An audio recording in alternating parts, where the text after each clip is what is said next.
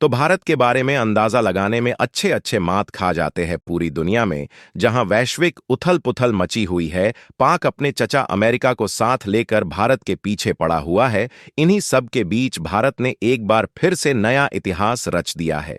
जी हां मित्रों, जहां एक ओर पाकिस्तान और तालिबान के बीच परिस्थितियां बिगड़ी हुई हैं, वहीं दूसरी तरफ से इसमें इसी बीच में सऊदी अरब भी कूद रहा है और तीसरी साइड से अमेरिका बौखलाया हुआ है। लेकिन इन्हीं सब उथल पुथल के बीच भारत में सोने के भंडार ने इतिहास के सभी रिकॉर्ड को तोड़ दिया है और $100 बिलियन को पहली बार पर कर लिया है। दरअसल अभी तक भारत की आरबीआई यानी कि रिजर्व बैंक ऑफ इंडिया के पास जो फॉरेक्स रिजर्व यानी कि विदेशी मुद्रा भंडार था, इसमें सबसे बड़ी हिस्सेदारी डॉलर, युवान और यूरो जैसी फॉरेन करेंसी की थी।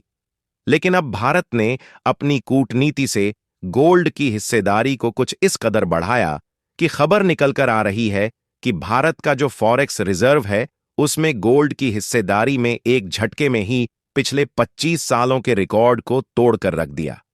फिलहाल यह बात तो सेंट्रल बैंक की है, लेकिन इंडिया के ओवरऑल गोल्ड रिजर्व का जो खुलासा हाल ही में हुआ है, उसे देख दुनिया के बड़े बड़े सुपर पावर के पैरों तले जमीन ही खिसकने वाली है। क्योंकि इन आंकड़ों के हिसाब से भारत दुनिया का सबसे बड़ा गोल्ड होल्डिंग देश बन चुका है। बाकी आईएमएफ ने भारत की अर्थव्यवस्था से जुड़ा एक ऐसा खुलासा कर दिया है जिससे वैश्विक उथल पुथल के बीच भारत का नाम गूंजना शुरू हो चुका है। लेकिन भारत के गोल्ड रिजर्व ने पहली बार इतिहास के सभी रिकॉर्ड तोड़ दिया है।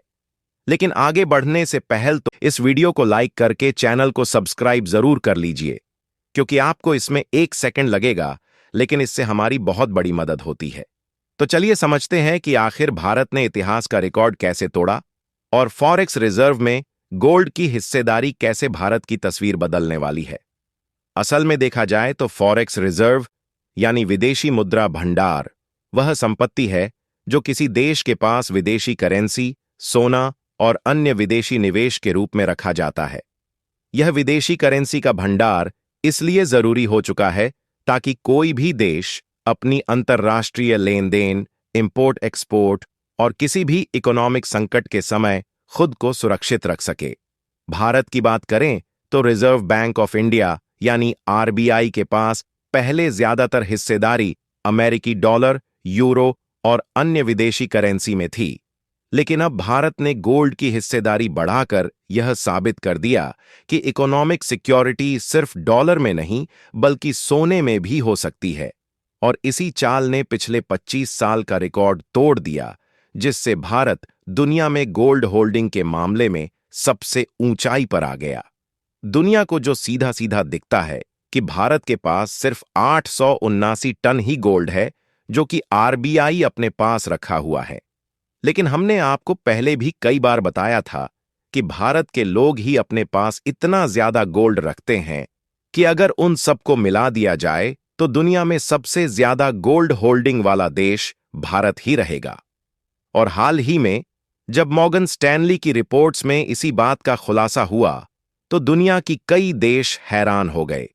यहां तक कि अमेरिका भी हैरात में है, जो कि टॉप गोल्ड होल्डिंग वाला देश अभी तक माना जाता था। और आप भली भांति देख सकते हैं कि कैसे अमेरिका को 8000 से अधिक टन गोल्ड रिजर्व वाला देश मानकर गोल्ड रिजर्व में टॉप देश माना जा रहा है, जबकि भारत को 8वीं पोजीशन पर 880 टन के साथ रखा गया है।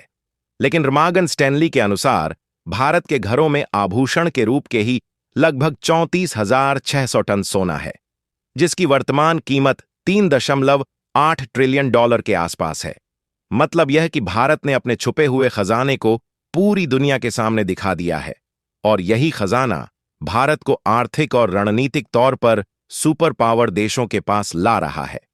इसी बीच आईएमएफ यानी अंतर्राष्ट्रीय मुद्रा कोष ने भी भारत के बारे में अहम बयान दिया है।